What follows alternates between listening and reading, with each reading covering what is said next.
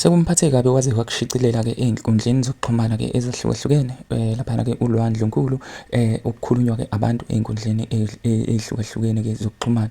Lapha ke umculi ke uLwandle Nkulu uzwakalise ke ungaphatheki kahle ngenxa ke yenkulumo ethe ke yokuthi ke abantu ke bathi ke wehle emzimbeni nje kungenxa yokusebenzisa kwakhe ke idakamizwa ikakhulukazi ke insango.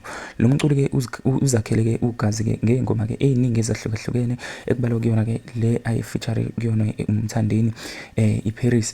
Lapha ke uye washicilela kanjena ke uthi ke ingiphatha kabi kodwa le yokuthi ke ningibelesele ngokuthi ke ngizacile ke ngiqedwa insango.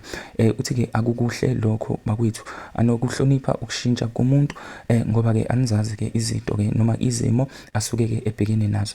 Uthe ngisho ke ezama ukuthi ke abe ngcono kodwa ke abantu ke abajabuli baphilela nje ukugxeka umuntu ke uze ke enze ke ngisho izinto ke ade ngaqondile ke ukuzenza ngenxa yokuthi ke uzondwa ngabantu.